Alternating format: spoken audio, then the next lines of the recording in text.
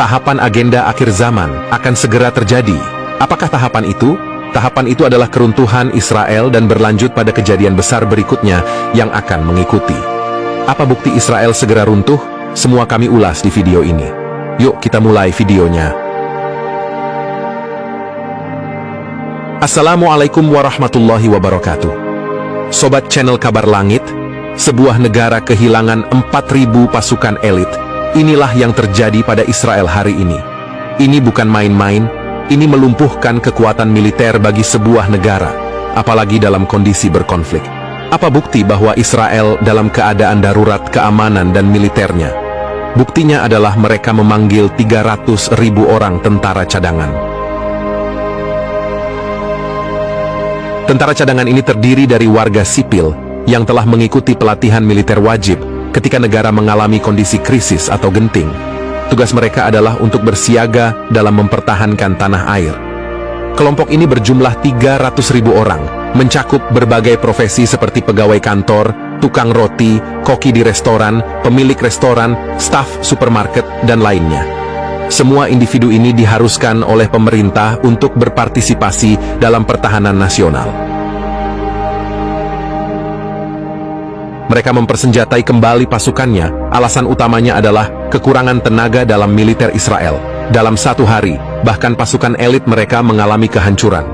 Kini tindakan militer Israel lebih berfokus pada demonstrasi kekuatan dan ekspresi kemarahan, mencoba memulihkan kepercayaan publik yang telah merosot. Mereka menggunakan pesawat untuk melakukan serangan berulang ke Gaza.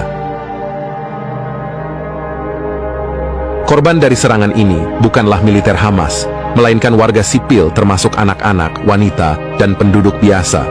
Rumah-rumah hancur, tetapi pertahanan Hamas tetap utuh. Akibat kegagalan ini, kepercayaan rakyat Israel terhadap militer mereka sangat menurun. Keterlibatan kelompok militan seperti Hizbullah dari Lebanon dan Houthi di Yaman dalam konflik ini memperluas cakupan menjadi masalah internasional yang kompleks. Hizbullah yang bergerak cepat menyusul serangan Hamas terhadap Israel, ikut serta sebagai sekutu dengan meluncurkan roket ke daerah perbatasan Lebanon-Israel, menunjukkan solidaritas terhadap Palestina. Sementara itu, Houthi, sebagai bagian dari koalisi perlawanan, juga terlibat dengan cara mereka sendiri, termasuk pembentukan unit khusus untuk melawan Israel. Tindakan mereka di Laut Merah yang bertujuan mengganggu jalur pelayaran Israel adalah strategi yang menegaskan keberadaan mereka dalam konflik ini. Analisis ini menggarisbawahi kompleksitas geopolitik yang terus berkembang di kawasan tersebut sehingga posisi Israel semakin terjepit. Perpaduan kekuatan ini menunjukkan suatu pola perlawanan yang lebih terkoordinasi dan luas, yang tidak hanya terbatas pada konflik Israel-Palestina, tetapi juga melibatkan aktor regional lainnya. Tidak hanya itu, ada ketidakpuasan yang meningkat di kalangan tentara yang ditempatkan di garis terdepan, menyebabkan kemarahan di antara mereka. Beberapa di antaranya bahkan mengambil langkah tragis untuk mengakhiri hidup mereka karena tekanan yang tinggi. Selain itu, saat Perdana Menteri berkunjung ke wilayah barat, ada demonstrasi yang dilakukan oleh anggota militer.